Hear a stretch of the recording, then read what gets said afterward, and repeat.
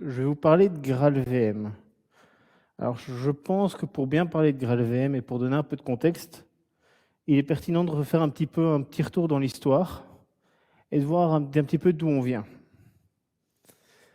Alors, si on revient dans le temps, on va devoir revenir un peu longtemps en arrière, c'est-à-dire en 1996, version 1 de Java.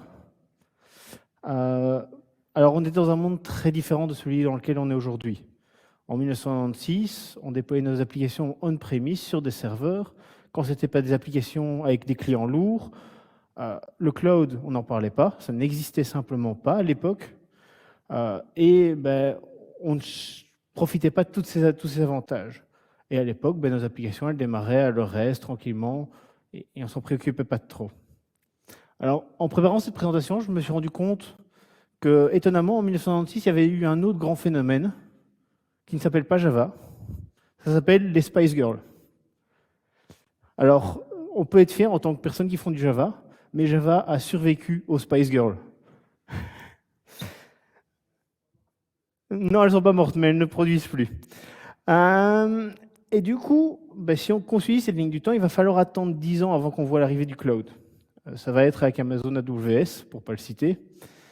Et Amazon AWS arrive, mais on n'est pas dans l'état de révolution ou de cloud tel qu'on l'a aujourd'hui. On n'a clairement pas du function as service, on n'a pas des DB NoSQL comme on l'a présenté juste avant. Donc on est vraiment dans un cloud qui est à ses débuts. Donc on peut déployer nos applications, mais fondamentalement, on n'est pas dans une révolution complète de ce qu'on faisait. Ce qui va engendrer cette révolution, ou le début de cette révolution, c'est la containerisation, c'est Kubernetes. On va se retrouver avec des applications où elles peuvent démarrer, mais elles peuvent aussi s'arrêter, et on va avoir de l'autoscaling, donc on doit avoir des applications qui démarrent relativement rapidement. Et donc, ça veut dire, idéalement, il faut quelque chose qui démarre vite. Et toute personne qui a souvent utilisé du Java sait qu'à l'époque, en 2014, on utilisait encore des serveurs applicatifs. Et personnellement, j'ai utilisé WebLogic. Et WebLogic, quand vous le démarriez, vous aviez le temps d'aller chercher un café. C'est pas ce qu'on peut vraiment appeler quelque chose de rapide et d'efficace au démarrage. Alors, on commençait à sortir de cette mode parce que Spring Boot arrivait et Spring Boot avait des temps de démarrage beaucoup plus respectables, mais on n'était toujours pas là. Ce qui va augmenter en fait ce besoin d'avoir du Java qui démarre vite va être l'arrivée aussi du Function as Service avec AWS Lambda, avec Google Cloud Function, avec Azure Function, où le temps de démarrage et le temps d'exécution vont avoir une importance directe sur notre facturation, sur ce qu'on utilise. Il faut bien se rendre compte aussi qu'on commence à penser à l'écologie et des applications qui mettent 2 ans à démarrer, c'est absolument pas écologique et absolument pas logique dans la vision où on va. Et à cette époque-là, on n'avait pas de vraie solution ou de solution efficace pour y arriver. Et en 2019, GraalVM va apparaître et GraalVM va fournir un début de solution à toute cette problématique et à offrir une vraie solution pour avoir une application qui est plus prête pour ce cloud, pour ces functions as service et ce genre de choses. Et ce qu'on va voir aujourd'hui. Je m'appelle Loïc Magnette, je suis senior développeur et architecte pour la société Onirix. Pour les personnes qui me connaissent, on m'appelle plus souvent Carambar que Loïc, pour mon humour d'une qualité incomparable, je vous l'assure. Si vous avez des questions, vous voulez partager, vous avez mon Twitter handle. Si vous avez des mauvaises blagues, vous pouvez aussi les envoyer là, ça m'intéresse aussi. S'il vous plaît? C'est as known as en anglais. Donc mon surnom. Ce n'est pas pour une plateforme, c'est juste un surnom qu'on me donne. Et du coup, aujourd'hui, je vais vous parler de GraalVM. Alors, avant de parler concrètement de qu'est-ce que ça fait, il est important de savoir un petit peu d'où ça vient. GraalVM a été développé par Oracle Labs. Alors, Oracle Labs fait partie d'Oracle, mais un petit peu une petite sœur d'Oracle, dans le sens où ce n'est pas Oracle qui sponsorise ça, c'est Oracle Labs. Aujourd'hui, il y a 2 versions de GraalVM qui existent, une Community Edition et une Enterprise Edition. Alors, comme vous avez sans doute deviné, il y en a une qui est gratuite, l'autre pas. Donc, la Community est gratuite et libre d'utilisation. L'Enterprise est payante. Pourquoi? Pour avoir des pages de sécurité, du support et toutes les choses qui vont bien avec le monde de l'entreprise. Très récemment, il a été annoncé que désormais, GraalVM va faire partie de l'OpenJDK, ce qui veut dire que GraalVM va enfin, entre guillemets, pouvoir suivre le cycle de release des versions de Java, telles que release tous les 6 mois. On devrait prochainement avoir Java 20 qui va arriver. L'idée, c'est que ça puisse suivre ce rythme-là. Donc c'est vraiment, je pense, un signe que le monde de Java va vraiment acquérir et prendre part à cette vue de Java via GraalVM. Alors quand on parle de GraalVM, il y a 3 grandes choses qu'il faut savoir. C'est que GraalVM, avant tout, c'est ce qu'on appelle un JIT compiler, donc un just-in-time compiler. Alors non, on ne parle peut-être pas à tout le monde, mais toute personne qui a fait du Java, qui a utilisé un OpenJDK, un JDK Oracle, un Amazon Corretto, en fait l'a utilisé. Le JIT compiler, c'est ce que vous utilisez tous les jours quand vous démarrez une application Java. Il n'y a rien d'incroyable là-dedans. Alors oui, il a été optimisé pour un certain nombre de fonctionnalités. Ce JIT compiler, ce n'est pas celui qui sort de l'OpenJDK, mais c'est un JIT compiler. Rien de rocambolesque avec ça. La deuxième chose, c'est que GraalVM se veut être une machine virtuelle polyglotte. Donc elle va supporter les langages qui supportent la JVM, donc Java, Kotlin, Groovy, Scala, Kotlin, et j'en passe. Ça va aussi supporter Python, Ruby, R, WebAssembly. Et donc, qu'est-ce que ça va permettre? Ça va permettre une intercommunication plus forte entre ces langages, une interopérabilité plus forte. Et le dernier point, qui n'est sans doute pas le moindre, c'est qu'il va fournir un compilateur ahead of time. Donc, on va pouvoir construire des images natives pour Java. Et c'est là-dessus que je vais essentiellement vous communiquer aujourd'hui, parce que c'est vraiment ça qui va permettre à Java d'embrasser le monde du cloud encore plus. Alors, comment ça fonctionne un compilateur ahead of time? Ça va prendre un ensemble d'éléments que vous connaissez pour la plupart. Ça va prendre un JDK, c'est une application Java, donc on a besoin de JDK. Ahead of time, en avance du moment d'exécution en fait. On va prendre le JDK parce que c'est une application Java, donc on a besoin des librairies de Java. On va prendre les librairies qu'on peut avoir dans notre application, que ce soit des librairies Apache ou autres. On va prendre le code de notre application. Dans le but, c'est quand même de faire tourner notre application, donc ce serait pas mal de l'avoir. Et puis on va prendre une substrate VM. Alors le substrate VM, c'est quelque chose qui fait partie de GraalVM, qui n'existe pas habituellement, et donc qui va être inclus là-dedans. Ce que GraalVM va faire, c'est qu'il va prendre tous ces éléments-là, et via une analyse statique de code et un processus itératif, va pouvoir produire une image native. Alors ce qu'on appelle une image native, c'est du bytecode qui va pouvoir s'exécuter directement sur votre machine.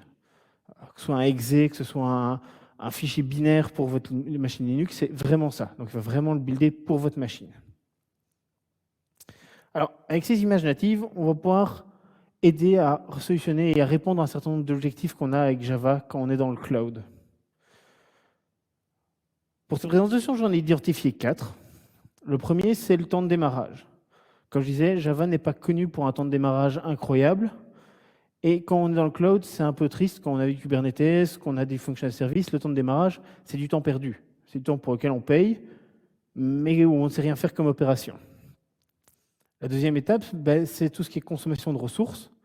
Parce qu'un des principes du cloud, c'est qu'on va payer pour ce qu'on utilise. Donc si on peut utiliser moins pour faire la même chose, c'est de l'argent en plus dans nos poches, et donc c'est un gain direct pour nous. Troisième, c'est l'aspect vulnérabilité. Alors, GraalVM ne va pas soigner tous vos problèmes de sécurité, loin de là, mais il va contribuer à réduire vos problématiques.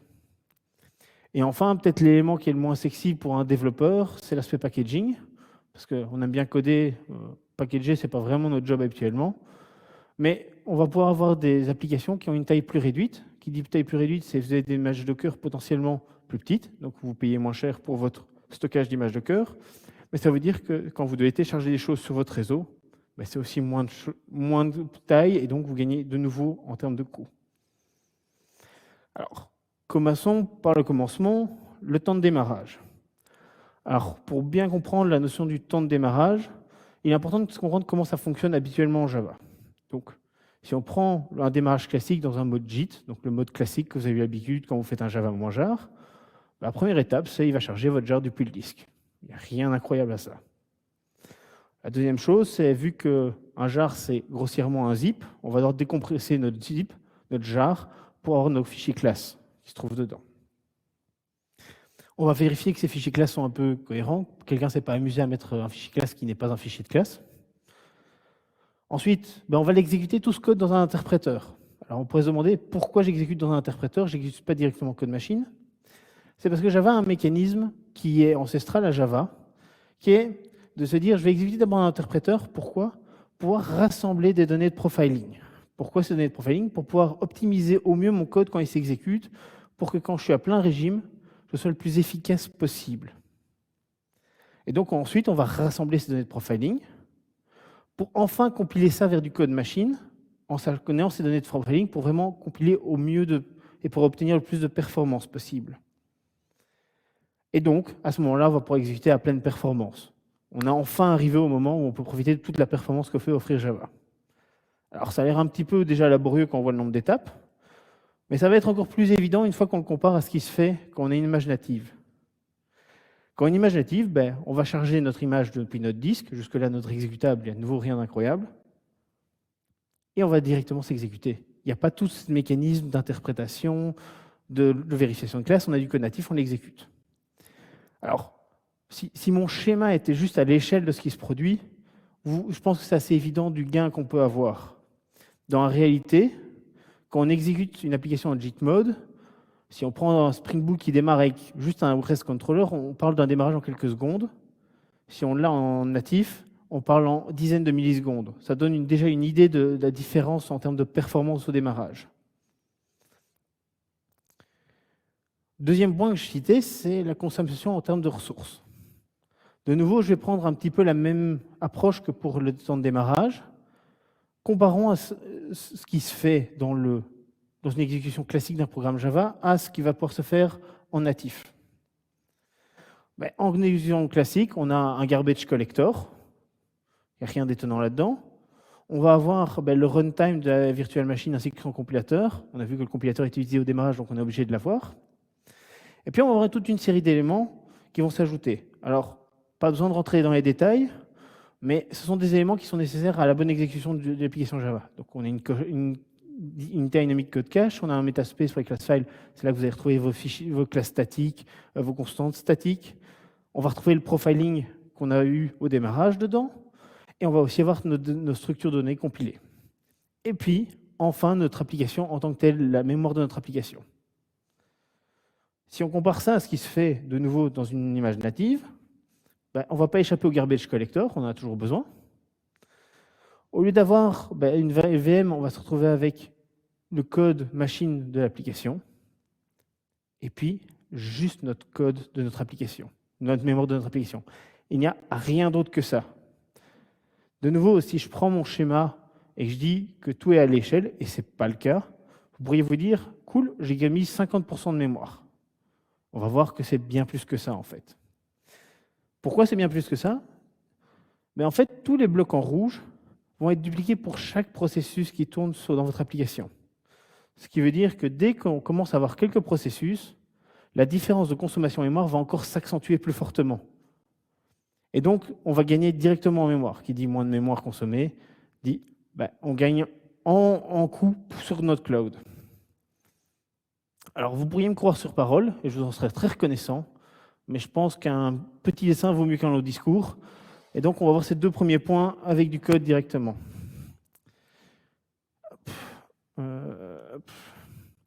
J'ai ici une application Spring Boot 3. Donc, tout ce que j'ai dedans, vous avez un fichier POM ici, mais j'ai vraiment pas grand-chose comme dépendance, dans lequel j'ai défini un contrôleur. De manière très originale, il s'appelle Hello Controller. Et tout ce que fait ce contrôleur, ça permet de faire un get et avoir un retour string. Je ne suis pas dans la bonne console, mais ça va arriver.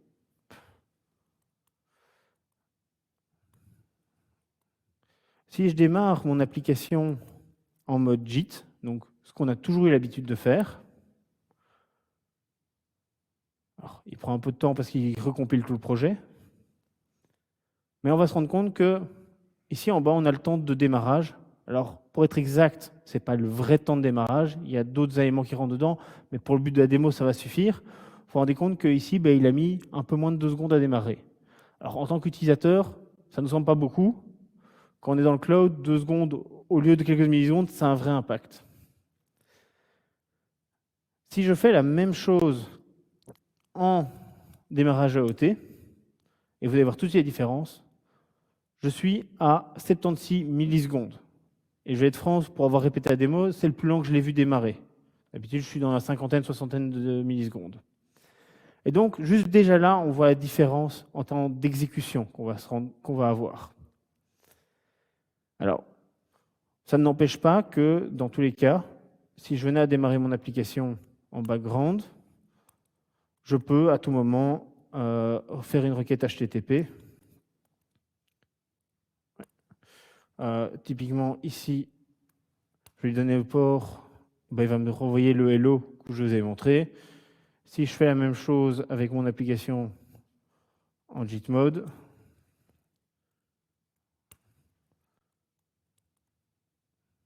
il démarre. Vous voyez qu'ici, il a mis 2 secondes pour ne pas démontrer mon point qui ce n'est pas tout le temps la même chose. Je l'ai fait tourner sur 2 ports différents, mais basiquement, c'est la même application. On a la même réponse. Donc, fonctionnellement, le code s'exécute de la même manière des deux côtés. Le deuxième aspect dont je parlais, c'est l'aspect mémoire. Et typiquement, alors j'ai toute une série de scripts, je peux vous les montrer, mais ça n'a pas grand intérêt. Je pense que le résultat de ces scripts ont plus intérêt.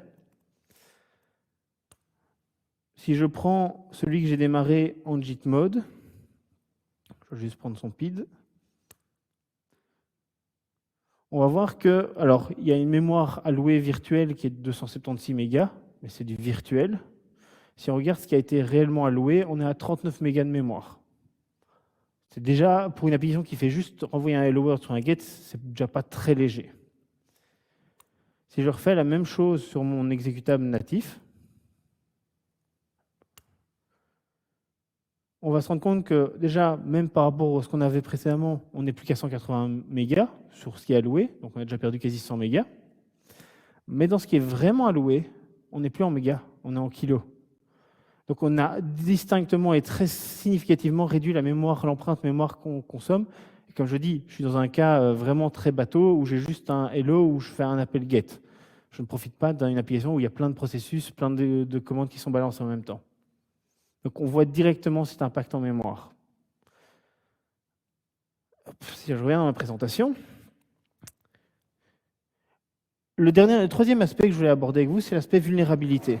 Alors comme je l'ai dit, GraalVM ne va pas résoudre tous vos problèmes de sécurité, mais il va contribuer à vous réduire un certain nombre de problèmes. Comment ? Mais parce qu'il va réduire la surface d'attaque que vous offrez à la personne qui va vouloir attaquer votre application. Pourquoi ?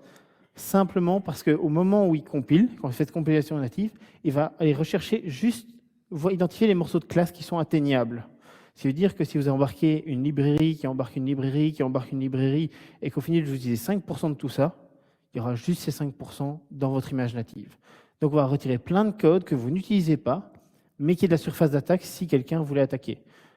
Exemple bête, on aurait embarqué Log4j il y a 2 ans, on ne l'utilisait pas du tout, potentiellement on avait un risque. Et soyons honnêtes, les managers IT seraient venus frapper à votre porte en vous disant « Danger, danger, il y a Log4j, j'ai vu Log4shell, je suis en panique ». Avec une image native, vu que si vous n'utilisez rien de tout ça, elle ne va même pas être embarquée, vous n'avez pas besoin de vous en préoccuper. Par défaut, on va désactiver le mécanisme de réflexion qu'il y a dans Java. J'ai bien par défaut, on désactive. Ça ne veut pas dire qu'on ne peut pas l'utiliser, mais par défaut, on va le limiter. On va aussi activer la désérialisation juste pour ce qui a été identifié. Donc on a un mécanisme de whitelisting dessus, ce qui veut dire que par défaut, tout ne va pas pouvoir être accessible.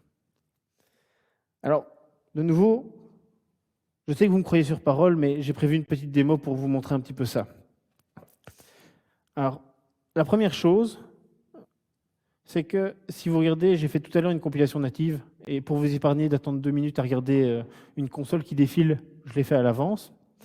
Quand on regarde ce qui se passe dans la console, en fait, il n'y a pas de miracle. Il décrit exactement ce qu'il fait. Dans cette partie-ci, il va vous dire qu'il a trouvé 16 000 classes, plus de 16 000 classes, et qu'en fait, il a identifié que seulement 15 000 étaient atteignables. Et donc, il va embarquer juste ces 15 000-là.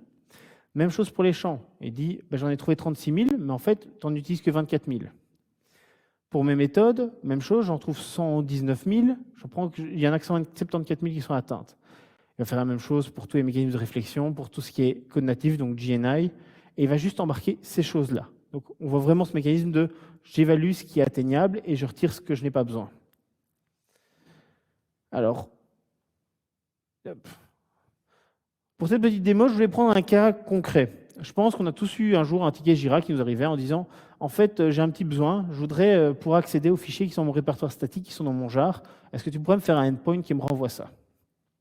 Et on vous dit même comment le faire en détail et tout ça. Alors, si vous n'avez jamais dû faire ça, à une époque, vous auriez été sur Stack Overflow. Depuis 3 semaines, vous l'avez demandé à ChatGPT parce que c'est cool et comme ça, vous pouvez le tweeter à tout le monde. Et si vous posez la question au ChatGPT, ce que j'ai fait il y a quelques jours, ben, tu lui demandes comment tu peux faire ça. Et il est très sympathique. Il vous donne vraiment en détail ce que vous devez faire. Alors, quelqu'un de très convaincu par l'IA, je me suis dit, ben, faisons-lui confiance. J'ai pris le code qu'il me conseillait de faire. Donc, j'ai typiquement ici un petit contrôleur. Il m'a dit que je pouvais utiliser ma classe .getClassLoader, .getResourceAstream pour obtenir mon fichier et je le retourne. Tout ce que je fais, c'est que je dis, dans mon URL, je sais que je dois fournir que des fichiers statiques. Donc, vu que je prends le nom du fichier, je le préfixe par statique, comme ça, tout se passe bien. Alors, si je reprends mon terminal et que je l'appelle, si je l'appelle sur mon application Spring Boot, donc, qui tourne en mode JIT, donc tel qu'on l'avait l'habitude, et que je dis, je voudrais accéder au fichier qui s'appelle hello.html, c'est magnifique, il me le retourne, on le voit juste là. C'est un fichier très très simple, super. Parce que je suis quand même un développeur sérieux, moi. J'ai quand même testé que si je rentrais des bêtises, il ne me renvoyait rien. Super. Ce qui va se passer, c'est que généralement, vous committez, vous pushez et vous dites c'est parti en prod, super. Ce qui risque très vite de se produire, c'est que vous avez fait confiance à cette charmante IA, mais elle n'a pas pensé à un truc. C'est que si je reprends ça, et que je suis un petit malin, et que j'essaye de remonter dans ma hiérarchie, j'accède à des fichiers qui n'étaient pas prévus, où je pourrais avoir des secrets. Alors, comme vous l'ont dit les personnes de chez GitHub, faites pas ça, mais potentiellement ça pourrait se produire. Le côté pire encore, c'est que si je suis vraiment un peu malsain, je peux remonter dans ma hiérarchie de classe, et donc je peux aller chercher mon hello controller.class. Et il va me le permettre.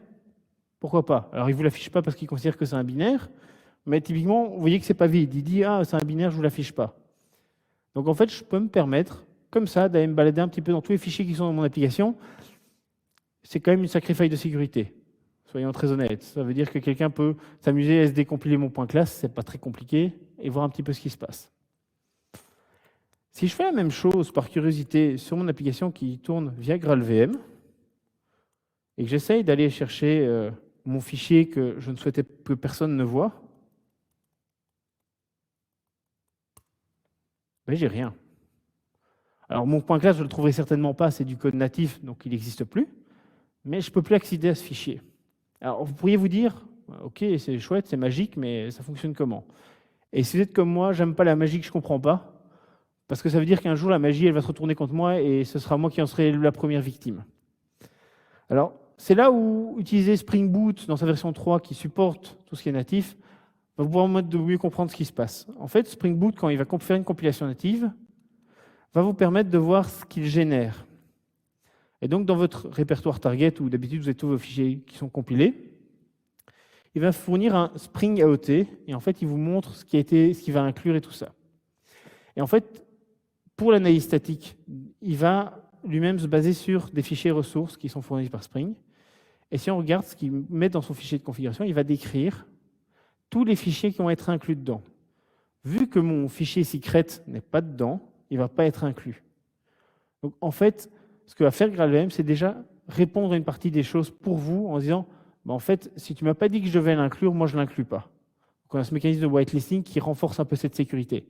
Alors comme je dis, c'est cool, il fait un peu de travail pour vous, ça ne vous empêchera pas de faire le travail vous-même, de faire attention à ce genre de choses. Alors, le dernier aspect, c'est l'aspect packaging. Alors, comme j'ai dit, c'est peut-être celui qui vous enthousiasme le moins en tant que développeur, mais qui a un peu de sens quand même. Comme on l'a vu, ce que va faire GraalVM, c'est qu'il va uniquement embarquer ce qu'il utilise. Donc, ça veut dire que ce qu'il y a dans votre JVM que vous n'utilisez pas, ben, il ne lui embarquera pas. Le code que vous n'utilisez pas, que ce soit des méthodes, des classes, ce genre de choses, ils ne seront pas embarqués non plus. Ça veut dire que de facto, vous allez réduire la taille de votre packaging. Une des contraintes que ça amène, ça veut dire que vous ne pourrez pas partager votre Jira entre différentes applications. Mais soyons honnêtes, quand on est dans un environnement cloud, et même en général, partager son Jira, ça va avec beaucoup plus de contraintes que de réponses. Parce que ça veut dire que si vous avez une application legacy qui ne veut pas bouger de Java 8, tout votre environnement est bloqué en Java 8. Ça devient un peu triste quand on sait que entre Java 19 et Java 8, il y a autant de temps qu'entre Java 8 et Java 6. Ça commence à faire un sacré délai en termes de temps. Donc, ce n'est une contrainte qui, à mon sens, n'est pas dramatique et même plus un avantage à ce stade. Pour l'exemple, et ce qu'on peut arriver à faire avec du packaging comme ça, il y a un talk qui a été fait lors de la Devoxx cette année-ci, d'une personne qui a construit une image Docker avec un simple Hello World dedans, et il arrivait à avoir une image Docker d'1,5 méga. Toute personne qui a fait du Java sait qu'avoir une image en 1,5 méga, ça semble irréaliste. On a l'habitude d'avoir une cinquantaine de mégas au mieux, si pas 200, 300 mégas dès qu'on a un framework. Donc on arrive vraiment à des choses qui sont beaucoup plus petites. Alors, vous êtes comme moi, vous seriez peut-être un peu sceptique en vous disant « Ok, c'est gentil, ça a l'air super cool, mais c'est quoi le piège ?» Parce que ça ne vient pas comme ça par magie. Alors, vous auriez raison de poser la question. Il y a certains besoins qui existent. Comme je l'ai dit, GraalVM fonctionne avec une analyse statique de code. Qui dit analyse statique, il dit qu'elle a ses limitations par défaut et il va falloir un peu l'aider. Alors, soyons honnêtes, si on doit passer nous-mêmes notre temps en permanence pour chaque jeu de librairie qu'on utilise à le faire nous-mêmes, on va vite se fatiguer et on va perdre le temps. C'est pour ça que typiquement Oracle Labs ainsi que pas mal de frameworks ont créé un repository où ces fichiers d'analyse statique sont déjà présents pour vous faciliter la vie.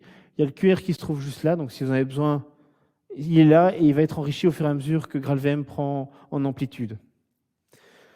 Un des mécanismes qui est, comme je l'ai dit, un petit peu biaisé, un peu limité par GraalVM, c'est ce mécanisme de réflexion, parce que par défaut, il est désactivé. On va pouvoir l'activer, mais uniquement pour les classes qu'on va identifier. Donc on ne pourra pas, en plein runtime, loader des classes qu'on ne connaît pas via la réflexion. Alors, si vous développez juste des applications, cette limitation, ce n'est pas une vraie douleur. Si vous écrivez des librairies, c'est plus contraignant.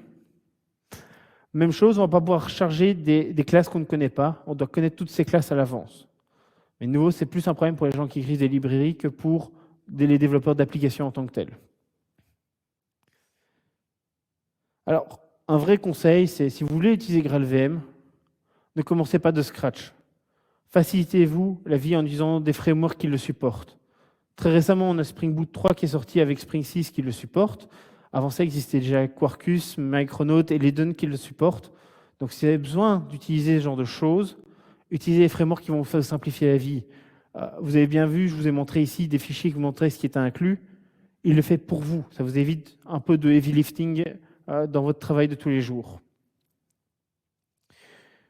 Une autre contrainte, et que vous avez entreaperçu, parce que je vous ai dit, je ne vais pas vous faire attendre pendant la construction de l'image native, c'est que ça va prendre du temps et de l'effort de construire ces images. Typiquement, construire une image native, sur ma machine, ça prend 2 minutes et c'était juste une toute petite application. Donc ça veut dire que ça va prendre du temps. Et ça a une autre contrainte, c'est qu'aujourd'hui, quand vous y construisez une image native, ça nécessite la même architecture et le même OS que la machine où vous allez déployer votre application. Ça veut dire que ça a une vraie contrainte, c'est si vous avez l'habitude de développer sur machine Windows et que vous déployez en prod sur du Linux, vous ne pouvez pas à ce jour le builder sur votre machine. Alors, toute personne qui travaille dans un environnement d'entreprise a l'habitude d'avoir du CI/CD qui va builder ça pour vous. Et lui, vous pouvez lui assigner le bon environnement pour le construire. Mais aujourd'hui, c'est une limitation. Actuellement, ils sont en train de regarder comment ils pourraient rendre possible de construire des images pour une autre architecture depuis sa machine pour contrer un peu cette limitation. Alors de nouveau, un petit conseil en tant que développeur, c'est n'utilisez pas le GraalVM pour développer, pas l'image native. Vous allez perdre 2 minutes. Alors si vous aimez vraiment beaucoup le café, c'est peut-être une occasion de boire beaucoup de café, mais à part ça, ça n'aura pas beaucoup d'intérêt pour vous. Donc quand vous êtes en développement, utilisez le mode JIT, il fonctionne bien, vous l'avez toujours utilisé, ça marche nickel, et il n'y a pas de problème avec ça. Par contre, une fois que vous les déployez et que vous voulez vraiment profiter de tous ces gains, parce qu'au final, c'est surtout en déploiement, en production que ces gains vont avoir un impact, mais dans ce cas-là, utilisez Images natives. Et typiquement, si vous avez un mécanisme de CI/CD, laissez votre CI/CD faire son travail et builder cette image native pendant que vous travaillez à autre chose. Vous pouvez le faire de manière complètement asynchrone. Alors, ce que je voulais vraiment aujourd'hui vous montrer, c'était ces 4 grands points. Cette amélioration du temps de démarrage par l'image native, qui veut dire que si vous avez du function as service, ça veut dire que les cold starts sont beaucoup plus courts, donc vraiment un vrai gain. La consommation de ressources, vu que on n'embarque que ce qu'on a besoin et qu'on est dans de l'image native, donc on utilise moins de mémoire et tout ça, on va gagner aussi en coût parce que tout ce qu'on consomme, on va le payer dans du cloud. L'aspect vulnérabilité, où GraalVM va renforcer votre sécurité, ça ne veut pas dire qu'il va faire le boulot pour vous, mais il va déjà travailler pour vous un petit peu. Et enfin, le dernier point, c'était cet aspect packaging, où on va packager des applications plus petites. Je ne vous ai pas montré, mais si je venais à vous le montrer, vous diriez, si je compare mon jar par rapport à mon application native, vous me dites l'application native est plus lourde. C'est sans compter qu'il faut rajouter le JDK derrière. Parce que quand vous avez votre jar, vous n'avez pas encore votre JDK. Donc quand vous cumulez les deux, un JDK, c'est quoi? 120 mégas. Vous avez 120 mégas plus votre application qui est dessus. Votre image GraalVM est toujours plus petite que ça. Alors, si vous êtes comme moi, et parce que je voulais terminer sur quelque chose d'un peu sympa, vous avez sans doute passé votre temps à jouer et vous connaissez sans doute Doom. Et pour le fun, il faut savoir qu'ils se sont amusés à faire tourner Doom dans GraalVM. Donc si vous voulez tester, il y a le QR code là. Si vous voulez vraiment vous amuser, que vous avez du temps à perdre, c'est l'occasion. En fait, c'est Doom qui tourne en WebAssembly. Comme j'ai dit, GraalVM et Polyglot, donc vous pouvez le faire tourner en WebAssembly directement dedans. Et donc, ils sont amusés à faire tourner Doom. Alors, je sais que c'est moins impressionnant que sur un grippin, mais c'est toujours fun à voir. Je vous remercie pour votre attention. Et si vous avez des questions, je ne suis pas sûr qu'il reste le temps, mais sinon, venez me trouver, ce sera bienvenu.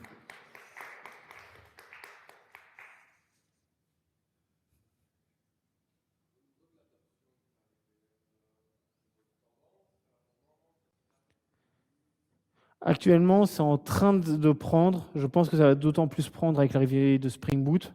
Parce que Spring est le framework sans doute le plus utilisé aujourd'hui dans le monde Java. Quarkus était là, il y a déjà plein de gens qui utilisent Quarkus ou Micronaut. Mais Spring était, je veux dire, le grand dominant dans cet aspect-là. Et avec l'arrivée de Spring Boot 3, je m'attends à ce que ce phénomène s'amplifie. Alors, je pense qu'il ne va pas s'intégrer directement quand on est sur du on-premise. Mais typiquement, des personnes qui faisaient du function as service avant, toute personne qui a voulu faire de la AWS Lambda avec Java, maintenant il y a des images Docker, mais sans les images Docker, je peux vous assurer, je connais un collègue, il n'a déjà pas beaucoup de cheveux après avoir fait de la AWS Lambda en Java, il en avait encore moins. Donc, je pense que ça va faciliter l'échange de choses parce qu'on va avoir des images natives qu'on va pouvoir exécuter directement. Ce n'était pas toi, Jonathan, t'inquiète pas. D'autres questions? Eh bien, encore merci et une bonne suite de conférences.